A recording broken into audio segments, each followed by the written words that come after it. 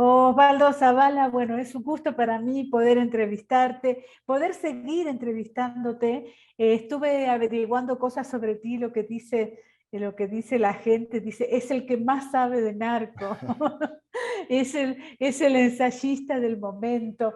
¿Cómo te sientes con estas cosas que dicen de ti? Estamos hablando para la Casa Universitaria del Libro, que dirige Guadalupe Alonso. Estamos aquí en esta tarde muy calurosa, y bueno, por supuesto que estás promoviendo el libro a montones, ¿no?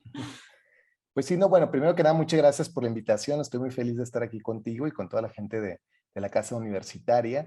Bueno, mira, yo creo que el trabajo que yo he estado haciendo en estos últimos años depende radicalmente también de un pensamiento colectivo, del trabajo que han hecho tantos otros que han pensado en una dirección muy compatible con lo que yo estoy haciendo y de los cuales he aprendido muchísimo. Entonces, y creo que durante el libro, sobre todo en este último, en la guerra en las palabras, pero también los cárteles no existen, trato de honrar mucho también esa discusión con múltiples disciplinas, ¿no? Por ejemplo, el sociólogo Luis Astorga, Fernando Escalante Gonzalvo, periodistas que han significado mucho en mi trabajo, como por ejemplo la canadiense Don Paley, el italiano Federico Mastrogiovanni, bueno, mi maestro en Ciudad Juárez, Ignacio Alvarado. Entonces creo que mucho del trabajo que yo estoy construyendo en estos últimos años es también un pensamiento colectivo, es algo que hemos hecho entre varios y que creo que, bueno, sin todas esas contribuciones, ninguno de mis libros realmente habría podido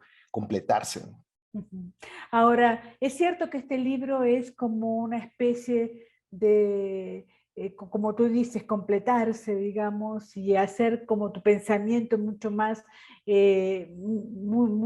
establecido, digamos, ¿no? Pero también es cierto que tienes como una especie de comunicación para el resto de la gente. Es cierto que hablas de tus maestros, de tus cánones, de la gente que respetas, pero tú en particular tienes como una especie de conexión entre la gente y lo que piensas. ¿Te has dado cuenta de eso?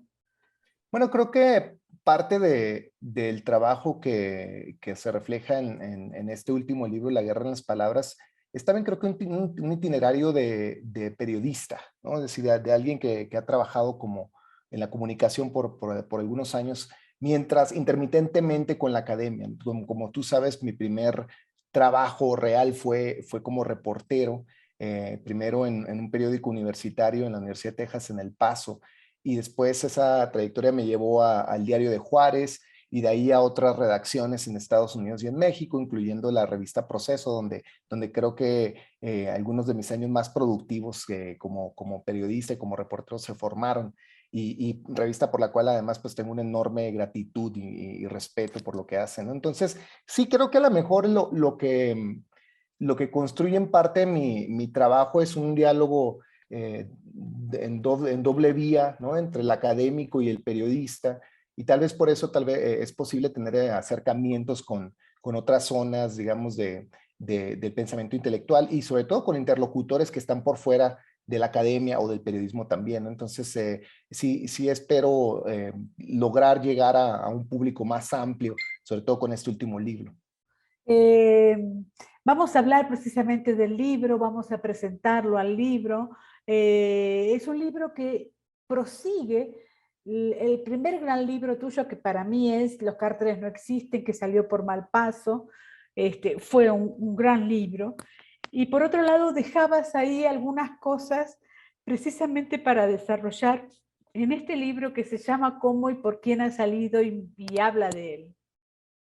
Bueno, La guerra en las palabras, una historia intelectual del narco en México, 1975-2020, es una investigación que comencé prácticamente en cuanto terminé Los cárteles no existen y que se produjo, digamos, en mi itinerario intelectual pensando primero, bueno, los hallazgos del libro anterior, ¿no? Es decir, cuando terminé Los cárteles no existen, me di cuenta que hacía falta una historia del lenguaje que se usa para hablar del narcotráfico. Entonces me propuse escribir un libro no sobre narcos propiamente, sino sobre el lenguaje que se ha construido durante décadas para nombrar el fenómeno del narcotráfico, y que además es derivativo pues, de toda la plataforma de seguridad nacional que se fue construyendo desde Estados Unidos y luego en México a finales de los años 40 y en adelante. Entonces el libro está dividido en 4 secciones que exploran los momentos en los que se inscribe el lenguaje o cambia el lenguaje sobre el narcotráfico. La primera sección cubre la década de 1975 hasta 1985, y esos años son los años en los que primero se despliega esta agenda de militarización, de erradicación de los cultivos de amapola y marihuana, y donde empieza la llamada Operación Cóndor, que como sabes pues fue este operativo binacional militar para destruir los cultivos, pero utilizando también herbicidas altamente tóxicos, que en su conjunto pues todo este operativo produjo un enorme éxodo de campesinos, de gente pobre, precarizada, que por supuesto fueron los primeros y los más dañados por toda esta agenda. Entonces lo interesante de esa década es que mientras se circulaba este discurso de combate al narcotráfico, de erradicación de cultivos, el Estado mexicano, las instituciones, sobre todo de seguridad, empezaron a instrumentalizar a ciertos grupos, en particular a los traficantes alrededor del llamado Cártel de Guadalajara, aunque ese es un nombre que por supuesto fue concebido tardíamente y que fue más bien explotado por la DEA para llevar a cabo pues toda su investigación en contra de estos traficantes. Pero lo interesante es que esa década fue una década en la que tanto la Dirección Federal de Seguridad como el Ejército instrumentalizaron a traficantes para operativos específicos, para utilizar dinero y armas. Estoy Y corriendo, para, un poquitito para claro, ver qué le decís. y para también pues, facilitar ciertos operativos con Estados Unidos. Algo de lo que exploro en el libro también, por ejemplo, es cómo durante esos años los traficantes mexicanos y otros traficantes latinoamericanos colaboraron abiertamente con intereses de la Guerra Fría estadounidense, algo que ya se había documentado, pero que yo voy conectando con la construcción de este lenguaje, ¿no? Este lenguaje que se va de pronto diseminando, que va saturando el espacio social y va nombrando a los traficantes. Entonces, en la segunda parte del libro, que empieza en 1985 con el asesinato de Enrique Camarena, el agente de la DEA que fue secuestrado y torturado y asesinado en Guadalajara, pues exploro cómo ese asesinato primero pues forzó una transformación tremenda de las instituciones de seguridad en México, entre otras cosas, pues el cierre de la Dirección Federal de Seguridad, la creación del CISEN, la primera gran agencia de inteligencia que hizo circular el discurso de seguridad nacional en México, la manera en que, por ejemplo, Estados Unidos pues obligó básicamente a México a adoptar esta nueva agenda en la que el narcotraficante ahora se volvía el centro de la seguridad nacional, cuando desde luego no lo había sido en las décadas anteriores, que se habían dedicado a combatir al comunismo. Y entonces en esos años es que empieza a aparecer ya buena parte del lenguaje que conocemos actualmente sobre el narco, ¿no? Como por ejemplo la palabra cártel, expresiones como plata o plomo, ¿no? Y todo este imaginario de violencia que ahora asociamos comúnmente con los traficantes, pero que ahí se fue gestando primero, sobre todo como un tipo de plataforma simbólica, ¿no? Entonces ya la tercera y cuarta parte, pues ya es propiamente de entrar de lleno en esta era de militarización y de seguridad nacional antidrogas. Entonces ahí exploro en la tercera parte la década en la que se creó, digamos, este discurso con mayor, o más bien que se consolidó este discurso en todos los medios de comunicación, en los productos culturales que fueron surgiendo, y me detengo sobre todo en la aparición del llamado Cártel de Juárez, que en mi investigación muestro pues cómo mucha de lo que se narró sobre este cártel en realidad provenía de la DEA, al grado de que esta idea del cártel poderoso que monopolizaba la cocaína, pues provenía principalmente de estas agencias de antinarcóticos. Y finalmente, pues la cuarta parte del libro es sobre ya propiamente lo que pensamos que es la guerra contra el narco, ¿no? Esta militarización que ordena el presidente Calderón, el costo humano que ha tenido espantoso, el crecimiento desmedido del aparato de seguridad y finalmente pues los diferentes usos que ha tenido el discurso securitario en nosotros, ya no solo el traficante, sino pensar también, por ejemplo, pues la manera en que se ha securitizado la política antiinmigrante en México ahora con el nuevo gobierno, aunque también es algo que venía ocurriendo desde los gobiernos anteriores, Y pues cómo en general seguimos atrapados en esta agenda de seguridad nacional impuesta desde Estados Unidos. Ujú. Podríamos hacer precisamente una ligazón con toda Latinoamérica, pensando precisamente que el narcotráfico no es una zona exclusiva de México, digamos, porque el Plan Cóndor se hizo también para las dictaduras de Sudamérica, para voltear al gobierno de Chile, para precisamente usar, como se sigue usando, a Latinoamérica como el gran patio trasero de Estados Unidos, digamos, ¿no? Sí, sí, es bien interesante además ver que, aunque se han pensado por separado, ¿no? El plan Cóndor, la operación Cóndor mexicana y el plan Cóndor latinoamericano en general han tenido historias más bien distantes, porque se han pensado, digamos, en contextos muy diferentes, ¿no? El plan Cóndor latinoamericano generalmente se asocia, pues sí, con el cambio de régimen, la militarización, bueno, que llevó tanta destrucción a diferentes países sobre todo el Cono Sur, ¿no? En el caso sobre todo de Chile, Argentina, Brasil, etcétera. Pero la operación Cóndor en México siempre ha estado estrictamente pensada en torno al tema del narcotráfico, pero lo cierto es que surgen desde luego desde una misma racionalidad de seguridad nacional, ¿no? Es decir, y además con los mismos actores.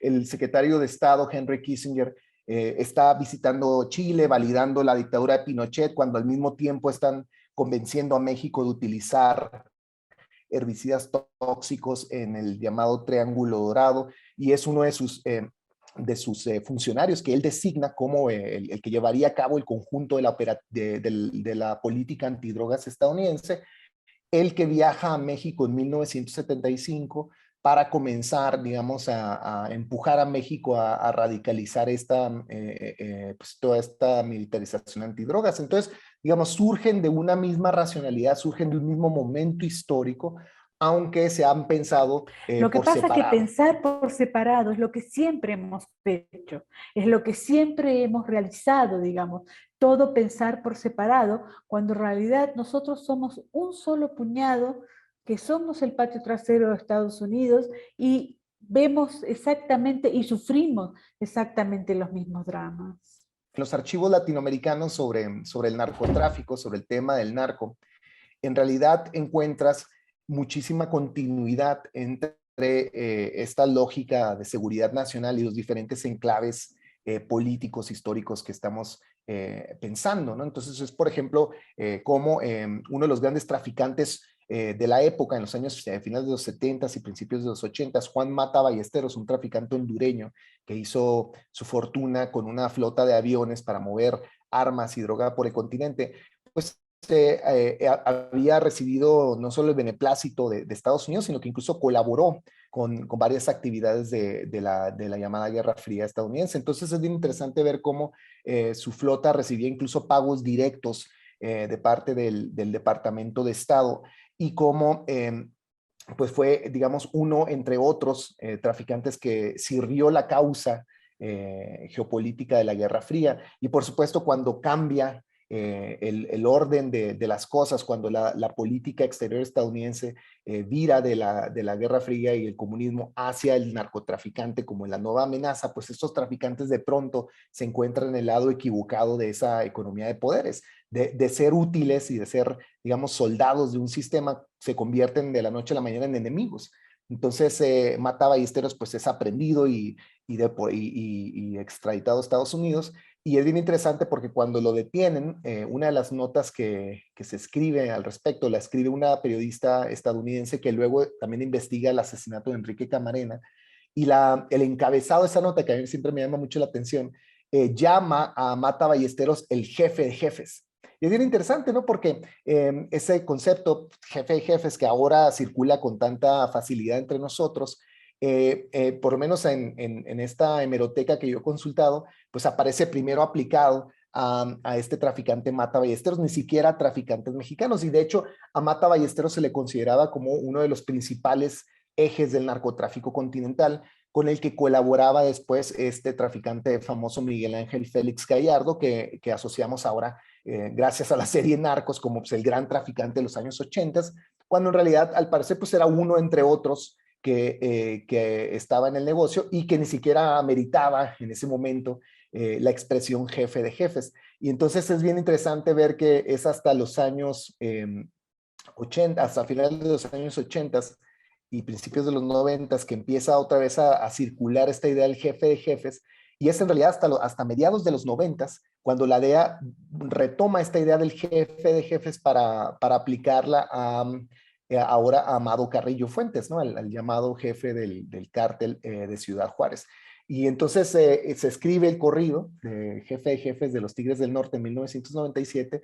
Muere Amado Carrillo un mes después de que se escribe este corrido, y la expresión jefe de jefes se queda flotando como huérfana entre nosotros, y desde entonces se recicla una y otra vez para nombrar a diferentes traficantes en México. Incluso retroactivamente, yendo hacia atrás en el tiempo, se ha pensado a Miguel Ángel Félix Gallardo como jefe de jefes, se ha pensado en Caro Quintero, desde luego en Amado Carrillo, en el Chapo Guzmán, en el Mayo Zambada. Entonces es bien interesante pensar cómo estas palabras que van nombrando este campo discursivo que nosotros percibimos como realidad, pues en realidad están vacías y se están llenando constantemente de diferentes identidades, de diferentes caras, nombres, contextos, ¿no? De Honduras a México, de México a Centroamérica y de regreso, ¿no? Entonces es muy potente pensar el narcotráfico desde el discurso, porque lo que ves rápidamente es sus fisuras, sus contradicciones, sus fantasías, su absurdo.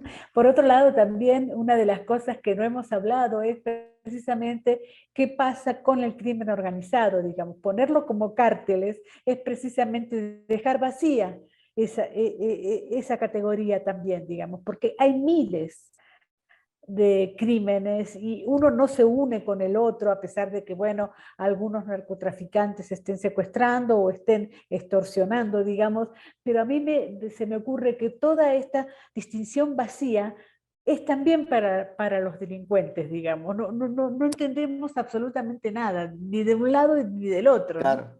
No, y además no se entiende o se entiende a medias, y se entienden cosas de un modo muy antojadizo, porque como te decía hace un momento, el lenguaje está en realidad flotando, ¿no? Es lo que diría Ernesto Laclau, que son significantes flotantes, que no están atados en realidad a ningún objeto. Entonces, por ejemplo, en el libro me entretuve pensando el concepto padrino, que viene, por supuesto, de la novela famosa de Mario Puzo, claro. ¿no? El autor de esta famosa serie de novelas.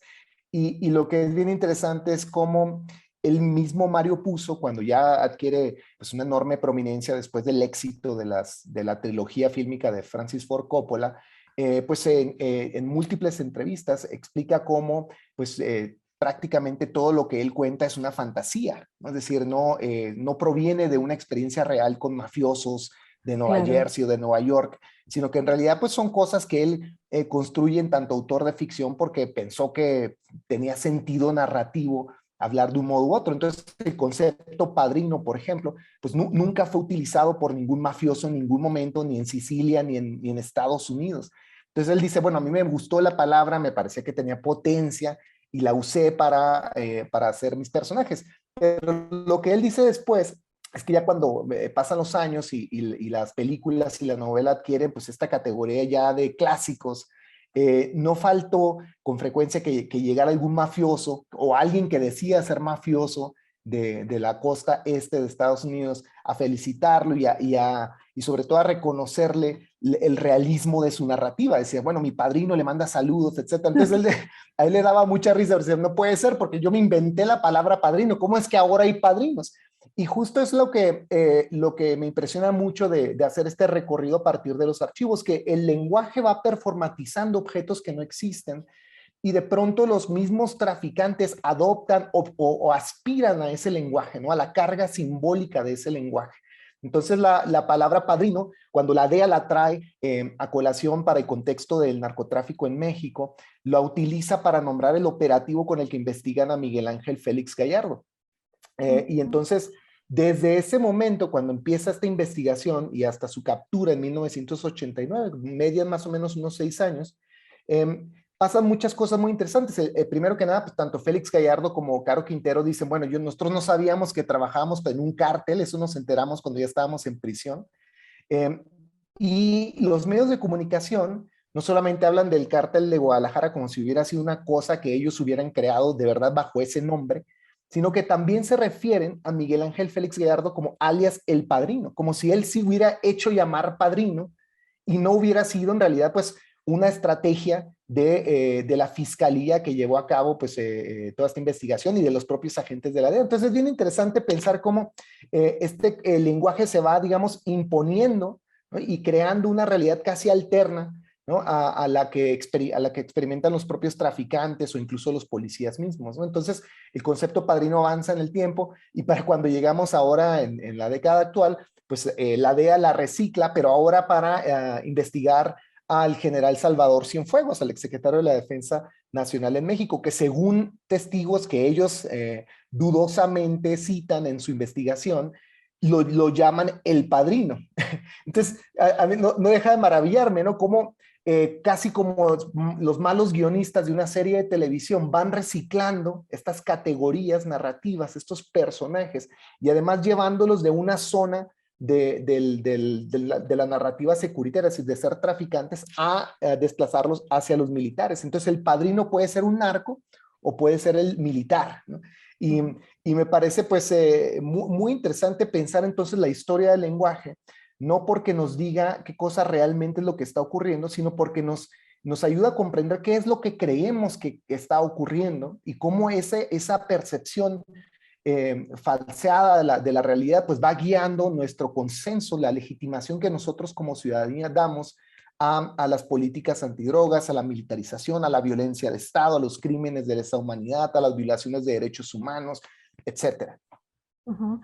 Una de las cosas, esto es una charla, no es un interrogatorio, pero sí me gustaría saber qué cosas se te hacen muy atractivas en el tema de la literatura, la música, el arte del narco, porque me parece que hay como ciertas cosas buenas, a pesar de este lenguaje performatizado, y por otro lado también pensar en la guerra de las palabras, porque una de las cosas que tú haces muy, muy atinadamente es precisamente mostrar este discurso y obviamente que todos los que estamos en la literatura empezamos a pensar que hay muchísimas cosas que no están bien, es decir, Claro.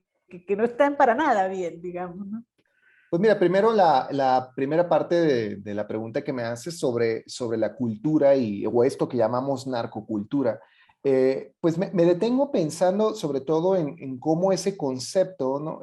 También ha tenido una historia errática, ¿no? Digamos, a veces sobre todo desde los estudios culturales que han perpetuado en parte estas lecturas equívocas. O sea, piensa la narcocultura como una expresión espontánea digamos, del universo, del cosmos, de los propios traficantes, ¿no? Pienso, por ejemplo, en toda esta parafernalia de la Santa Muerte, o desde luego los corridos, las películas que se hicieron en los años 80, sobre todo de este cine B de los hermanos Almada, estas películas de acción. Entonces es bien interesante porque han atravesado, digamos, por diferentes etapas estas discursividades que nosotros llamamos narcocultura.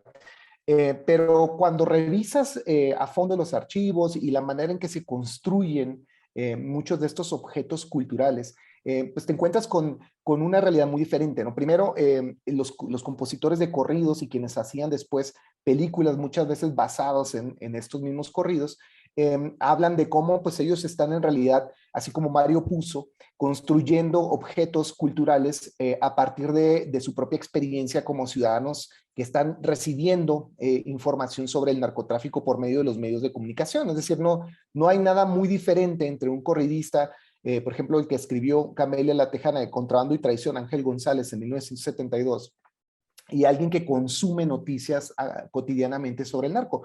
Y entonces, digamos, la misma mediación del discurso que va operando entre nosotros como ciudadanos, también opera entre los compositores de corridos, ¿no? Y muchas veces lo que entonces termina ocurriendo es que el corrido también refleja el discurso oficial, ¿no? También refleja el relato hegemónico que están contando las instituciones de gobierno y muy pocas veces en realidad tiene algo que ver con esta experiencia directa de la vida del traficante. ¿Qué te Y pareció, por ejemplo, El Chapo? Porque me estás diciendo lo que tú piensas, digamos, con respecto a eso. Yo lo que te pregunté es, ¿qué cosas te gustaron? ¿Qué cosas sacas un poco de este discurso tan hegemónico, o no lo Bueno, sacas a nadie. am, El pero Chapo, por ejemplo, la serie El Chapo me pareció que, ok, ok. O sea, ¿te refieres a si, cómo evaluar los productos culturales que hablan sobre el narcotráfico? Si hay cosas que me gustan bueno, me propiamente como... parece que hay algunas cosas que se salvan, que es lo que quiero decir, digamos, Bueno, ¿no? Porque está en la guerra de las palabras puesto muchísimas cosas, ajá. muchísimos productos culturales que... Bueno, mira, más que pensar estos productos, digamos, en categorías de, pues sí, digamos, de percepción como consumidor de estos productos culturales, es decir, de si me gustan o no me gustan, lo que más me interesa hacer en el libro es de tratar de entender las coordenadas de enunciación de estos objetos, Sí, ¿no? Es decir, cómo es posible que cierta narrativa de pronto se volviera tan dominante que produce estos objetos o que sustenta, digamos, el imaginario de estos objetos. Entonces, no me proponía, digamos, tratar de no, yo lo considerar si sé, valen o no la pena, sino pensar más bien cómo es que se construyen, ¿no? sí, Estas sí, narrativas. Osvaldo, lo que pasa es que yo en el medio trato de hacer alguna salvedad para ciertos creadores, por ejemplo, Elmer Mendoza, por Ajá. ejemplo, Daniel Sada, no estaba a favor de la narcocultura ni mucho menos, pero que mostró exactamente cómo eran el tema del narco en los pueblos y qué sé yo. Entonces me parece que también hay que dar una especie de, no sé, de cierta mirada acerca de estos creadores, me parece, no sé cómo lo Sí, ves tú. bueno, eso creo que trato de hacerlo más en Los cárteles no existen, en mi Sí, libro sí, anterior, sí, es porque es donde cierto, más me enfoco en productos culturales ahí. es cierto.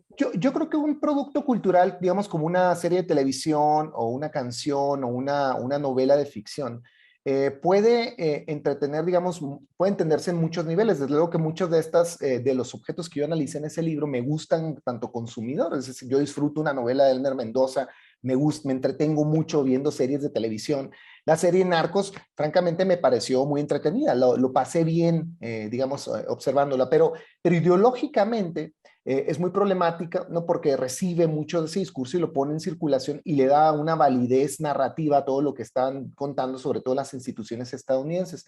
Dicho esto, entonces, y en ese sentido, pensando en los objetos culturales, para mí los que realmente se escapan, digamos, a la hegemonía de este discurso, lo hacen precisamente interrumpiendo los ejes narrativos que están proponiendo las instituciones oficiales, ¿no? Por ejemplo, dejar de pensar que un grupo de traficantes realmente puede desafiar y rebasar el poder del Estado de México. Por ejemplo, me parece que ese es digamos, una de las tramas narrativas más básicas y que más se repiten en los diferentes objetos culturales y que además mucho de lo que en realidad estamos diciendo en estas novelas pues proviene de otro régimen de representación que es el oficial, pero que es muy parecido al de una novela. Entonces, hay novelas, por ejemplo, en aquel libro yo cito una que me parece espectacular, aunque es poco leída, de un autor sinaloense que se llama César López Cuadras, y que, bueno, escribió algunas de las novelas más extraordinarias sobre el tema del narco. Hay una en particular que yo elegí para en esas páginas del libro, que se llama Cuatro muertos por capítulo, y que creo que resume muy bien, por lo menos cómo yo propongo entender parte de la crítica que se puede inscribir en un objeto cultural como este. La novela, la trama es muy sencilla, en realidad es una joven estadounidense que está haciendo un guión para una película sobre narcos y llega a un bar donde le dicen que puede encontrar a una fuente verdadera de información que le va a contar lo real del narco. Y a quien conoce es a un señor que trabajó de chofer en una familia de traficantes de Sinaloa. Entonces este señor, desde luego interesado en seducir a la guapa estadounidense, se empieza a contar una historia de esta familia que él conoció y desde luego la empieza a contar pues con mucho sensacionalismo, con muchísimo, por supuesto, acción. Por eso en parte el título del libro, Cuatro muertos por capítulo. Necesariamente tienen que morir cuatro personas cada capítulo Claro. para que se mantenga la atención. Entonces, es bien interesante porque la novela en realidad está tratando un problema de representación adentro, ¿no? De su propio orden de representación. La novela es un vehículo de representación que dentro está Claro. discutiendo cómo se construye esta película que se está barajando en esta conversación. Entonces, parte de lo que se dice en la novela, que me parece que es muy inteligente, es cómo este discurso en realidad construye una dinámica de deseos, ¿no? Es decir, ¿qué quieres oír?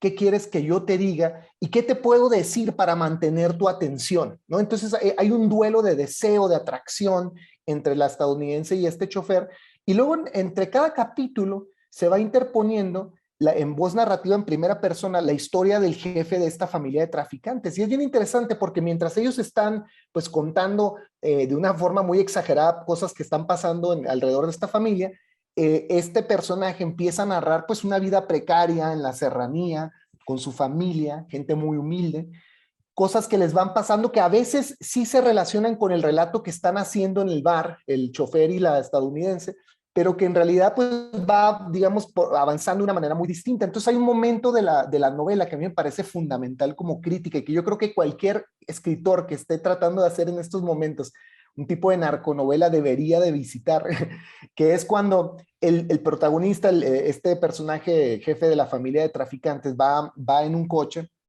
y va leyendo el periódico, va con un chofer, ¿no? Entonces va leyendo el periódico y de pronto lee una nota que se refiere a su familia como el cártel, ¿no? El cártel de la familia Cimental, así se llamaba la familia.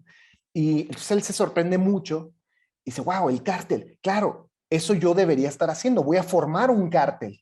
Es extraordinario, claro, tengo que hacer esto. Entonces es un momento que yo creo que es muy cervantino, ¿no? Un poco en el, pensando aquí en la segunda parte de Don Quijote de la Mancha, cuando Don Quijote lee las propias aventuras de Don Quijote de la primera parte, porque aquí entonces el traficante está leyendo toda una construcción de su familia y que ya aparece como un cártel, a pesar de que él ni siquiera había entretenido la palabra cártel para sí mismo. Y lo interesante es que esto pasa al final de la novela. Estamos a unas cuantas páginas de que el personaje va a morir y apenas se le ocurre, ¿no? El concepto cártel, que ya está circulando entre los medios de comunicación. Entonces, yo creo que para que un producto cultural pueda realmente desafiar, digamos, esta agenda tóxica, militarista, violenta, lo tiene que hacer sobre todo no a partir de buscar una realidad del narco, que me parece que es algo siempre muy, muy difícil y muy dudoso por hacer, sino más bien pensar de un modo disidente, rebelde, para interrumpir el discurso de seguridad nacional, para distanciarse de esa narrativa, ¿no? Dejar de pensar en los narcos como, digamos, el actor principal de la violencia en el país y pensar en todo el contexto en el que estamos realmente experimentando esta violencia, que es el contexto primero de la militarización, del intervencionismo estadounidense, de la disputa por los recursos naturales, del capitalismo tardío, y donde el narcotraficante en realidad pues está en una posición muy dominada, muy subalternizada, y donde de ningún modo el traficante es el principal actor. Ajá, perfecto. ¿Qué dirías de Roberto Bolaño? Que es toda imaginación, pero que sin embargo adelantó la guerra del narco. A mí me parece que 2006-66 es realmente el análisis político del narco, el análisis político de lo que pasa en Latinoamérica, digamos, y me parece que la política está un poco obviada por la literatura actual.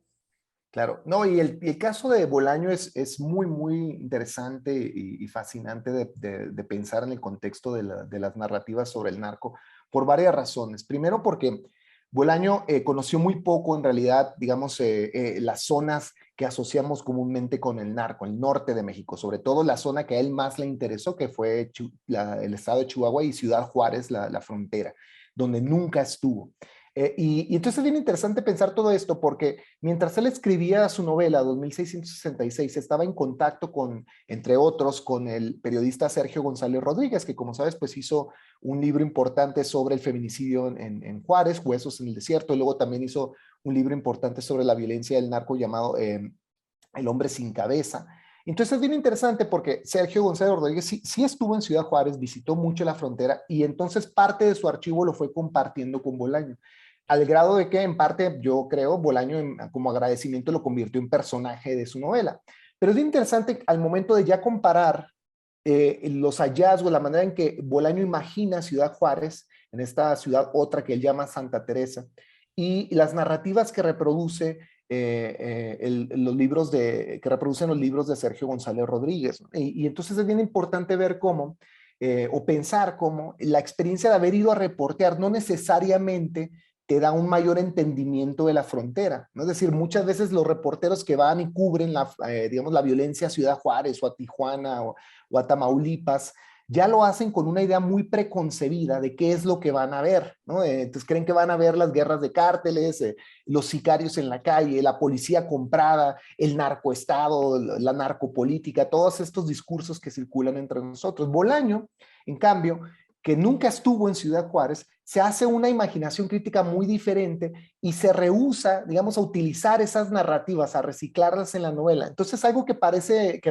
en los textos, en la narrativa de 2666, que me parece muy fundamental para pensar críticamente todo esto, es como el narcotraficante que él imagina generalmente es una persona plenamente integrada al tejido social Claro. de Santa Teresa. Bueno, uno de los traficantes que él imagina es un Qué es lo que, empresario. perdón, pero qué es lo que decía Daniel Sada, Claro, claro. Sí finalmente? que es Es una decir, persona entre otras. Además es uno de los traficantes que él imagina, un señor que se llama Pedro Rengifo, que es un empresario, que es además compadre del jefe de la policía de Santa Teresa.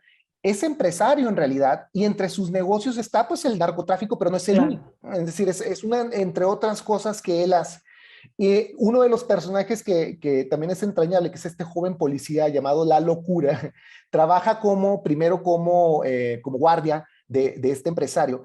Y es hasta muchos años después que él se da cuenta que había trabajado para un traficante o para un empresario que también era traficante. Entonces me gustó mucho pensar con la novela cómo el narco en realidad no es este monstruo que está, digamos, asediando a la sociedad normal, normalizada, no es este psicópata sediento de sangre, todo el tiempo drogado, con un AK-47, matando gente a diestra y siniestra, sino es una persona, entre otras, que se dedica en parte a cierto negocio clandestino, pero que no es el eje de lo que está ocurriendo en la ciudad. En realidad, las desapariciones de mujeres, los feminicidios que se narran en la novela, aparecen por muchas causas y una gran cantidad de ellos ni siquiera se resuelven, desde luego, ¿no? Entonces, hay toda una imposibilidad de pensar la violencia, en parte porque pues está saturado, digamos, el espacio dañado social por el feminicidio, por la precariedad, por la violencia extrema, pero el narco no figura, digamos, como el gran hacedor de la violencia en la novela de Bolaño, sino más bien como algo más integrado a estas economías duras y dañadas del capitalismo tardío. Y en efecto, creo que Daniel Sada, en su narrativa, logró mucho de ese mismo acercamiento y no debería sorprendernos que fueron además amigos, eran autores que se admiraban entre sí y que compartieron, yo creo, parte de esta posición crítica ante la idea del narcotráfico y del narcotraficante que se circulaba en la literatura de finales de los años 90. Ahora, tú eres de Ciudad Juárez, tú eres periodista, por supuesto, empezaste a ser periodista mucho más tarde que Sergio González Rodríguez. ¿Cuál es el papel de Sergio González Rodríguez, digamos? Porque, bueno, ahora ha muerto y mucha gente lamenta la muerte, bueno, todos lamentamos la muerte, pero también en ese sentido hay como una especie de endiosamiento, ¿no? de Sergio González Rodríguez que no me parece, digamos, Huesos en el desierto tiene un montón de defectos, me parece a mí. ¿Cómo ven ustedes el caso de él, digamos, ¿no? Bueno, yo lo separaría por lo menos en dos niveles. Creo que Sergio González fue un gran ensayista, un tipo erudito, un tipo que de verdad tenía un conocimiento libresco, una cultura libresca, enciclopédica, extraordinaria. Yo tuve oportunidad de conversar con él varias veces. Además de que era un personaje muy generoso Sí, y muy abierto a la crítica, alguien que recibía con mucha calma la crítica. Yo lo conocí en parte en un congreso donde yo critiqué Huesos en el desierto y no solamente él se interesó en charlar conmigo, sino que trabamos una amistad que desafortunadamente no pudimos desarrollar a fondo, pero que a mí me dejó una enorme lección de generosidad y de amabilidad y sobre todo de generosidad intelectual. Ahora, dicho todo esto, sé que sí pienso críticamente en Huesos en el desierto, sobre todo en ese libro y en El hombre sin cabeza, como libros que También, dicho sea de paso, tempranamente exploraron estos fenómenos de seguridad, de crisis de seguridad en el territorio mexicano. Entonces, Huesos en el Desierto, pues es un libro me parece fallido en el sentido de que es muy contradictoria su análisis sobre el feminicidio en Ciudad Juárez. Digamos, hay varias tesis que él está manejando en el libro, que por supuesto provienen de las fuentes que él está consultando, y que no solamente son irreconciliables, sino que nos hablan en realidad de diferentes escenarios de violencia, todos los cuales, por cierto, me parecían no solo, digamos, inverosímiles, sino incluso en su momento algo fantasiosos, ¿no? En algún punto una fuente le dice a Sergio que un policía solamente es responsable de más o menos 130 y pico asesinatos de mujeres. Esa línea narrativa por sí sola, pues sería, digamos, el asesino sería el más terrible en la historia de Occidente, digamos, ya que el Destripador se le atribuían creo que 19 asesinatos. Y entonces es tremendo ver cómo parte de lo que ocurrió en esos años era precisamente una saturación del discurso, una necesidad de explicarnos de algún modo esta violencia terrible que estaba viviendo no solo Ciudad Juárez, sino, digamos, la población en general a finales de los años 90, aunque no tenía que ver en realidad con un, digamos, una explosión en las tasas de homicidio, sí era muy espectacular de pensar, ¿no? Digamos, decapitaciones, balaceras, etcétera. Entonces es algo que creo que en todo caso los libros nos dejaron como legado, ¿no? Una experiencia periodística, una experiencia de intelectual de cómo significar esta violencia que en la prisa y en el terror que instigaba toda esta violencia, pues a veces nos llevaron a pensar de un modo errático, ¿no? Entonces, insisto, pero dicho sea, habiendo dicho todo esto, pienso en los libros de Sergio, sobre todo los otros libros, ¿no? Sus libros de ensayo sobre cultura libresca, literaria en México, sobre todo, pues creo que es un legado importante y que aún como referente negativo en el caso de Huesos en el Desierto o El hombre sin cabeza, pues había por lo menos una cierta voluntad de pensar, digamos, en una posición de avanzada, cómo significar esta violencia desde el periodismo y desde la cultura libresca intelectual en México. Sí, yo lo digo más que nada, no solamente por él, porque yo lo conocí muchísimo y lo respeto mucho y el gran legado literario es inevitable, sino por estas zonas de periodismo en donde Sí, no se discute, se llama el premio Anagrama de Ensayo, se llama claro, Sergio González Rodríguez, y entonces todos van atrás, los periodistas claro. nuevos van atrás de eso, cuando en realidad eh, hay muchísimos errores en Huesos en el Desierto y no está ahí por sus libros de Bueno, literatura, sino que está ahí por Huesos en el Desierto. Y por otro lado, ¿qué ha pasado con Juárez, que no ha sacado un libro que contrarreste la información de Huesos en el Desierto, ¿no? ya, bueno, esto que señalas me parece que es también muy importante. Primero, a ver, hay que claramente pensar el contexto en el que surgen los libros de Sergio, sobre todo Huesos en el Desierto con el premio Anagrama y toda la plataforma de esa editorial como de gran pujanza y de enorme prestigio simbólico que concedía a sus autores. Entonces, yo creo que la importancia de Huesos en el Desierto, que se publicó en 2002, es que inauguró todo un imaginario securitario que se legitimó, digamos, en la alta esfera literaria, intelectual en México y en Estados Unidos y en Europa en general, ¿no? Es Claro. decir, la idea de significar desde una cierta cultura libresca esta violencia que se estaba gestando en nuestro país sin tratar de entenderla propiamente. Entonces, parte del problema esencial de estos libros es que no se hacen preguntas realmente sobre cómo es que llegamos a esta violencia, sino cómo debemos de entenderla una vez que ya ha ocurrido. Yo creo que ese es el procedimiento, pues sí, problemático de muchos de los libros que le siguieron, que en efecto, y tienes toda la razón, inspiraron o aspiraron a emular a partir del éxito de Sergio González Rodríguez. Y yo te diría que incluso esto también está en la literatura de ficción. Es decir, que muchos de los escritores de ficción que se fascinan con el tema de la violencia aspiraron en buena medida a reproducir este éxito como el de Sergio González Rodríguez, que consistían, insisto, no tanto en entender lo que realmente estaba pasando, cómo es que llegamos a esta experiencia de la violencia, sino cómo significarla culturalmente, cómo ponerle una etiqueta, cómo tratar de entenderla, ¿no? Entonces, Huesos en el desierto es la fotografía, por cierto, de un amigo periodista, Jaime Balleres, ¿no? El talón de una mujer enterrada, ¿no? En el desierto. Crear una metáfora que tratara de explicar rápidamente el fenómeno del feminicidio, ¿no? La jovencita trabajadora de una maquiladora que está siendo asediada por narcos, por policías, por sus patrones, por todo el mundo, y que deja de fuera además pues la enorme complejidad del feminicidio, donde pues la mayoría de las mujeres no son jóvenes, sufren violencia por parte de gente que ellas conocen, mujeres que están viviendo en los márgenes, desprotegidas, vulnerables, y que muchas veces viven en desempleo y en condiciones de precarización terribles. Entonces, algo que me parece muy importante entender es que, pues sí, el libro de Sergio González Rodríguez y muchos otros que le siguieron, pues terminaron por imponer esta rápida explicación sobre fenómenos como el feminicidio o el narcotráfico. Ahora, en Juárez ha habido... Sí. Perdón, antes de que... Lo que pasa es que también ahí hay una ausencia de teoría de clase, digamos.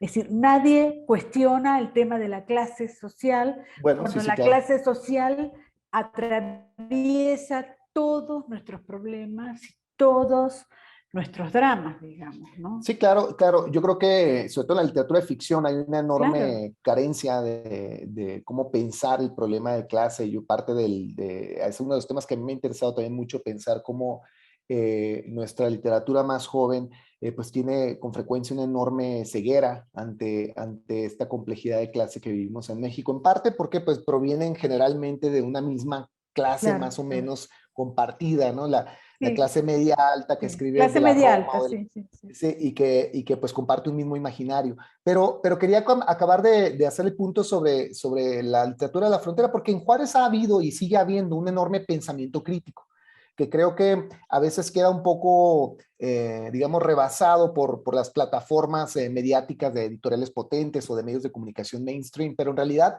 desde siempre ha habido pues una enorme vibrancia intelectual. No pienso, por ejemplo, en el periodismo que hacían Julián Cardona, Ignacio Alvarado, ¿no? Que abrieron muchas vetas para pensar el tema del narcotráfico de otro modo, que fueron maestros míos, pero comunicólogos, investigadores que desde incluso años antes de Huesos en el Desierto ya habían producido libros importantes. Uno de ellos es El silencio de que la voz de todas quiebra, por cierto, un libro escrito por mujeres comunicólogas en Ciudad Juárez, que fue el primero que en realidad pensó el tema del feminicidio. Este libro, si no me equivoco, se publicó en el 98.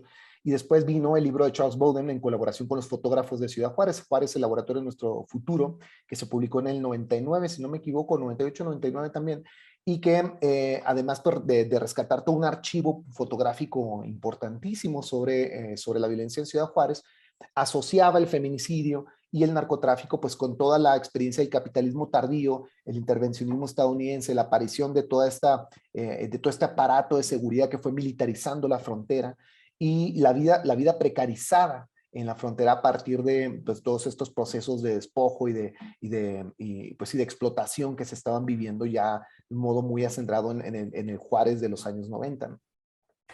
Le hice la pregunta tuya a propósito de los escritores a Brenda Navarro hoy a la mañana, precisamente porque pintan un México, ella dice que México es feminicida, y yo creo que sí, pero se fue a España, que es otro país totalmente Claro. feminicida igual, pero ella me dijo algo que era muy cierto.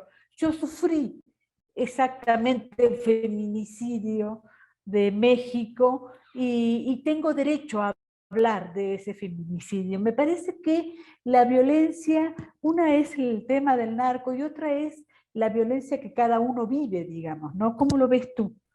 Bueno, no, yo no disputo que todos los escritores tengan derecho a indagar en cualquier tema que sea de su interés, ¿no? Yo creo que es muy importante que estimulemos a la imaginación creativa de México. Mi trabajo en realidad no piensa tanto, digamos, pues sí, los proyectos literarios de cada uno de estos escritores, sino más bien el tejido ideológico en el que se inscriben muchas Claro. veces, ¿no? Entonces, digamos, mi análisis no me lleva a pensar tal o cual obra en determinada situación, sino más bien señalar cómo en los procesos de construcción de estos imaginarios, por momentos estamos compartiendo muy, muy inadvertido hilos narrativos, formas de legitimar una imaginación política que a lo mejor no se ha pensado de un modo muy crítico. Entonces, cuando yo pienso, por ejemplo, el tema del feminicidio, no lo hago para descalificar ninguna agenda de investigación, sino más bien para contribuir pues, a una reflexión sobre cómo hemos concebido el fenómeno y cómo esta manera de concebirlo termina borrando otras, ¿no? Otras formas, otras expresiones de la violencia que se gestan alrededor del propio feminicidio. Lo Esto que es pasa algo... que frente a eso hay como todo una rama de mujeres que escriben sobre feminicidios y son profundamente leídas, profundamente exitosas, digamos, y hay como toda una corriente que legitima esa falta de crítica sobre el feminicidio. Entonces yo te entiendo perfectamente lo que dices y a veces es muy difícil exponerlo, ¿no? Claro, y bueno, y además que es muy difícil en parte porque hay ya una idea muy específica, muy recibida de Claro, qué cosa es el feminicidio, ¿no? Yo claro. pienso sobre todo, por ejemplo, en el grado cero de esta discusión que es mi ciudad, Ciudad Juárez, donde con frecuencia pues el feminicidio se asocia prácticamente pues, sí, con formas de masculinidad extrema, tóxica, que están, digamos, permeando en una psiquis casi violenta del ciudadano fronterizo. Yo creo que, no, desde luego, hay toda una dimensión de machismo y de toxicidad y de violencia sexualizada que está alrededor de todo esto, pero que creo que al decir específicamente solo eso, estamos también pasando por alto pues toda la dimensión política y de clase que está construyendo en parte este fenómeno. Lo que yo decía hace un momento y es algo que señaló, por ejemplo, la investigadora Molly Molloy, cuando pensó el feminicidio a principios de la década del 2000, cómo en parte lo que se decía sobre Juárez y el feminicidio, pues era digamos, una dimensión muy reducida del fenómeno, ¿no? Pensar, como te decía hace un momento, que la víctima del feminicidio es la jovencita empleada en la maquiladora, que es algo que sí se recicla una y otra vez. La serie Narcos México, la última temporada, dedica toda uno de sus partes, de sus personajes principales al tema de la jovencita vulnerada en la maquiladora, cuando en realidad pues el porcentaje mayor de mujeres asesinadas de finales de los 90 y la primera década de 2010, como te decía, eran mujeres mayores, desempleadas, viviendo vidas precarizadas en los márgenes de la ciudad, muchas veces dañadas o asesinadas por su pareja o por vecinos, gente que ellas conocían, y que no tenían que ver necesariamente pues, con esta imagen pues sí, muy explotada en el cine y en la literatura de la joven extraviada en el camino a la maquiladora, ¿no? Entonces, me parece muy importante pensar cómo estos imaginarios que nos hablan de una dimensión de la realidad inevitablemente terminan oscureciendo otras zonas de esa misma realidad. Bueno, van las últimas dos preguntas, me pasaría toda la tarde hablando contigo, pero por supuesto no se puede.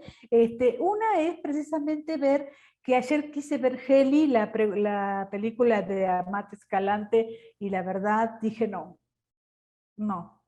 Y la serie Narcos, vi el primer capítulo y no la vi. Yo creo que hay un montón de gente cansada de ver estos productos. No hacen este razonamiento que tú haces, pero sí hay como una cosa muy cansada y muy cuestionadora con respecto a estos productos. ¿Cómo lo ves Sí, tú? yo creo que eso está pasando y creo que es algo que me sorprendió cuando publiqué mi libro en 2018, el de los cárteles no existen, porque hubo gente que sentí que había muchísima compatibilidad con lo que yo decía en el libro y con las intuiciones que está teniendo el público que recibe estos productos. Y por eso creo que a la par de estas series del mainstream, ¿no? Como Narcos o Eli, todos estos imaginarios sobre el narco muy repasados y muy consabidos, hay otras experiencias, sobre todo en el cine, que me parece que son muy interesantes. Pienso sobre todo aquí, por ejemplo, la película Salvando al Soldado Pérez, que no sé si viste, de este director Sí, Beto Gómez, que es una parodia, digamos, es una película con un bajo presupuesto, no es sí, sí, sí. técnicamente no es muy lograda, pero que su narrativa me parece que logra poner por lo menos un corte paródico y es precisamente como funciona a partir de esta parodia a todo el discurso oficial. La trama es muy sencilla, es un traficante cuyo hermano es soldado en el ejército estadounidense y ha sido secuestrado en la guerra de Irak, ¿no? La invasión de Irak. Entonces, la madre de estos dos le pide al hijo traficante que vaya y lo rescate, porque el gobierno estadounidense pues se ha deslindado completamente de esta unidad y los han abandonado a su suerte. Entonces, claro, la premisa de la película es si el traficante tiene el poder de corromper, digamos, los gobiernos de todo Occidente, si como dice Edgardo Buscaglia, el cártel de Sinaloa tiene presencia en 130 países del mundo, ¿cómo no van a poder entrar a Irak y salir por un soldado? Por supuesto que pueden. Entonces arman un comando, una unidad de rescate así tipo Misión Imposible y, y se meten a Irak y en efecto rescatan al hermano. Entonces es muy divertida esta parodia porque lleva al extremo, al pie de la letra, pero a un extremo ya último, digamos, el imaginario que circula entre nosotros sobre los narcos, ¿no? No es solamente el jet set, el dinero y las mujeres guapas que salen en Narcos México, sino hasta sus últimas consecuencias el poderío transnacional que se le atribuye, ¿no? Como dice la DEA, la CIA, el FBI, etc.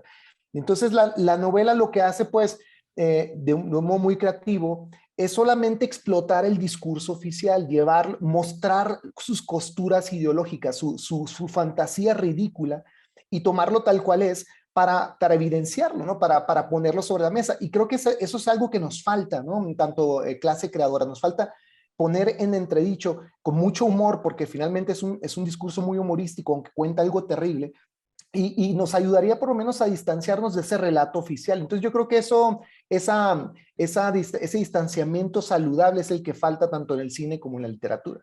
Bueno, la última, primero agradecerte tu charla con la Casa Universitaria del Libro. Te despedimos con muchísima admiración. Decirte que tu libro está muy caro, así que la gente que vea esta charla, que se quede al final de la charla, porque vamos a rifar dos libros. Es un gran libro, te vuelvo a felicitar. Y la última pregunta que te hago es precisamente para ti, que eres mexicano, que naciste en Ciudad Juárez, que tienes todos los estamentos para poder decir exactamente qué es lo que tiene que hacer un mexicano hoy, digamos. Tu pensamiento está obligado a que nos despreocupemos de la violencia o está obligado a que pensemos de otra manera la violencia. ¿Qué es lo que quieres tú? ¿Qué es lo que haces tú? Yo quisiera que mi libro se leyera como una invitación. Ay, perdón, que aquí tengo unos perros que de pronto ladran cuando viene un vecino. Yo quisiera que mi trabajo se leyera como una invitación para pensar críticamente en las narrativas que utilizamos, no solo para hablar del narco, sino para pensar en general los escenarios de la inmediatez política en México. Creo que muchas veces estamos caminando sobre un territorio completamente construido a las voluntades políticas de los grupos dominantes. Y creo que es algo que aprendí a hacer como reportero joven, porque tuve la suerte de estar rodeado de periodistas que verdaderamente salían a la calle preguntándose una y otra vez aquello que ellos creían saber y para descubrir que muy rápidamente que no era tal y cual se los habían contado, ¿no? Entonces creo que algo que también con frecuencia recomiendo a los reporteros jóvenes cuando están empezando es que no teman hacer la pregunta tal vez los evidencie como gente ignorante, sino que más bien hagan la pregunta precisamente a partir de esa experiencia gozosa de la ignorancia, ¿no? Es decir, de no entiendo qué es lo que está ocurriendo y no voy a asumir que entiendo. Entonces, parte de la operación que es muy sencilla en realidad, que trato de hacer en mi libro, es cómo es que llego a entender lo que según yo entiendo sobre el narcotráfico, cómo es que acepto la palabra cártel, sicario, levantón, encobijado, jefe de jefes, todas estas expresiones, de dónde vienen, cómo se construyeron, digamos, un salto epistemológico el que yo me propongo hacer. Entonces yo creo que la tarea de todo intelectual, tanto en el periodismo como en la clase creadora, en realidad consiste precisamente o radicalmente depende de ese gesto epistemológico que cuestione, ¿no? Los fundamentos de lo que cree saber, ¿no? Y yo creo que conforme hagamos ese ejercicio como intelectuales, podremos, me parece, avanzar un modo más crítico en este mar de narrativas hegemónicas que está constantemente tratando de explicarnos la realidad, ¿no? Tratando de decirnos qué es lo que pasa en México, no solo en cuanto a la violencia, en cuanto también a la realidad partidista, la democracia, si el INE o no va a desaparecer, si debe o no abrirse una nueva refinería, qué hacer con el tema de los recursos naturales, etcétera. Yo creo que hay tantas preguntas de las cuales se asume mucho y se entiende poco. Y creo que es este momento entonces el que urgentemente necesitamos suspender este ejercicio de tratar de entender inmediatamente lo que está pasando y reflexionar con calma antes de ponernos a escribir. Un abrazo muy fuerte, Osvaldo. Muchísimas Muchísimas gracias. gracias. Gracias a ti, pues un placer y ojalá que podamos repetirla pronto.